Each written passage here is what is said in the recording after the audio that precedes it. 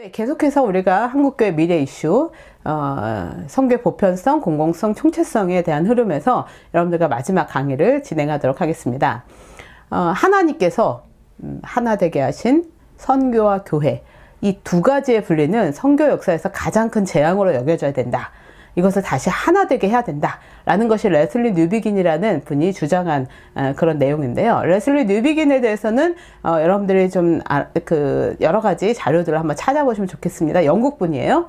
근데 이 레슬리 뉴비긴이 1970년대에 고국인 영국으로 인도에서 사역을 마치고 돌아왔을 때 영국 교회가 이제 선교에 대해서 아무 생각이 없고 도리어 여기가 선교지다 이런 생각을 하신 분이라고 합니다. 다양한 책들도 쓰셨고요. 근데 이분이 이제 말씀하신 것 중에 저는 이게 굉장히 인상 깊었어요. 한국 교회가 조금 한번 생각해 봐야 되는 요소가 아닐까. 코로나19 이후에 이 선교는 무슨 선교, 교회 이슈들이 지금 너무 복잡해 이런 그 응답들이 많이 있지만 여러분들 이걸 한번 생각해 보세요. 네, 코로나19 이후에 한국 교회도 굉장히 고민이 많이 있는데요. 영국 성공의 예를 한번 저희가 보면서 어떤 샘플을 삼으면 어떨까 생각합니다. 1970년대 중반에 새로운 세대와 다문화에 대한 대응이 필요하다는 것들을 영국 성공회가 발견을 하고 Fresh Expression, 새로운 발견이라는 운동을 전개를 합니다. 이 동기 구조 관점의 새 그 면에서 우리가 보게 되는데요. 적극적으로 다른 문화 그룹을 찾아가자. 또 지역교회가 되기 전에 중간 형태도 우리가 인정하자. 또 그들의 교회로 자라도록 지원하고 도움을 주자. 이게 이제 굉장히 이 Fresh Expression에 대한 그 핵심적인 요소였는데요.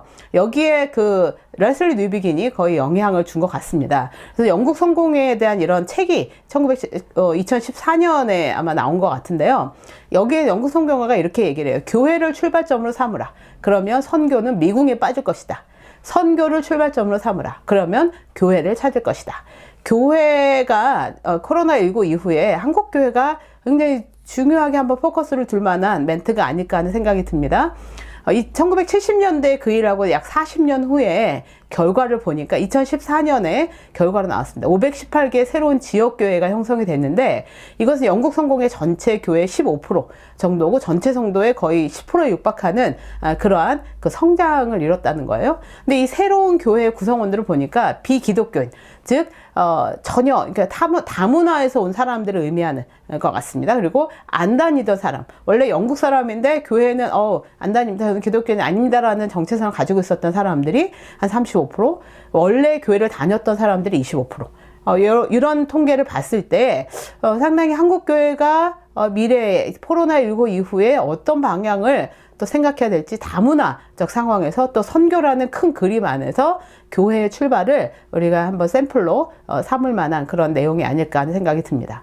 여러분, 초대교회에 대해서 우리가 많이 얘기를 하는데요. 초대교회는 굉장히 이상한데 아주 매력적인 그런 공동체였어요. 이들은 희생과 고난을 두려워하지 않았습니다. 그리고 그들에게 가장 중요한 것은 그때는 성경도 없었잖아요. 그런데 이들에게는 하나님의 말씀을 통해서 성령께서 깊은 그런 공동체적 그런 삶을 이끄셨던, 그래서 이상하지만 매력적인, 그래서 사람들의 유입이 굉장히 많아서 결국 300년 만에 로마 제국을 기독교화시킨 그러한 전대미문의 공동체였죠. 이분들은 이렇게 이분들에 대해서 이렇게 단어로 이렇게 우리가 한마디로 표현하자면 우리는 위대한 것을 설교하는 것이 아니라 위대한 것을 살아내고 있다. 한국 교회가 지금 이상한데 혐오적인 그런 상황에 놓여 있는 이 상황에서 우리가 상당히 좀 참고할 만한 그러한 우리의 모델이 아닐까 하는 생각이 듭니다. 결국 교회는 세상에 보냄받은 예배하는 공동체이고 파송하는 공동체이고 삶의 현장에서 예배하는 그런 공동체죠. 예배가 예배당 안에서만 진행된다는 생각들로 꽉 차 있으면은 사실은 삶의 현장에서 우리가 예수 그리스도를 증거하는 일들에 상당한 기회를 놓칠 수가 있습니다. 삶의 현장에서 예배하는 것이 찬송하고 기도하는 그런 행위적인 요소뿐만 아니라 기독교인으로서 굉장히 매력적인, 그래서 예수 그리스도를 우리가 사람들로 하여금 궁금하게 여기게 하는, 그게 바로 예배가 아니겠습니까? 그런 여러분들과 한국교회가 또 제가 그런 삶으로 이 교회 보냄받은 사명들을 다 감당했으면 좋겠습니다. 여러분, 이제 혼자서 할 수 있는 시대가 아닙니다. 이 어벤져스라는 영화를 봐도 한 사람의 영웅이 온 세상을 구하는 것이 아니라 사실은 많은 영웅들을 불러 모아서 지구의 문제를 해결하는, 이제 세상에서도 이제 혼자서 할 수 없다라는 것들을 영화나 다양한 그런 메시지를 우리에게 던져주고 있어요. 교회는 또 한국교회의 그런 모든 구성원들은 내가 혼자서 할 수 있는 일이 없고 우리 교회만 할 수 있는 일이 아니다. 그래서 연대하는 그런 일들로 다시 한번 선교에 대한 그 큰 비전들을 우리가 함께 만들어가면 새로운 기회를 잘 우리가 선용하는 것이 되겠죠.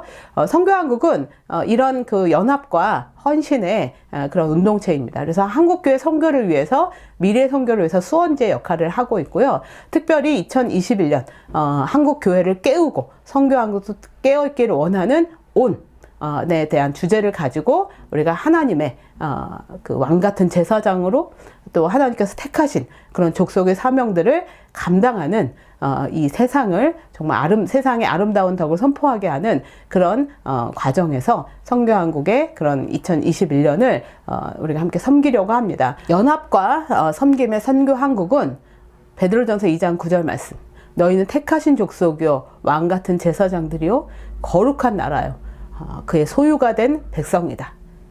우리가 우리의 정체성을 이 말씀에서 찾기를 원합니다. 그리고 이 어두운 데서 고통받는 많은 사람들이 예수 그리스도의 아름다운 덕을 들음으로 인해서 다시 한번 하나님 나라의 하나님의 창조물로서의 그런 가치와 덕을 회복하고 하나님과 화목하게 되고 세상과 화목하게 되는, 그래서 예수 그리스도를 온전하게 우리의 구세주로 영접하고 주님을 예배하는 그런 한국교회, 또 전 세계 교회가 되도록 섬기는 그런 한국교회가 되기를 기대합니다.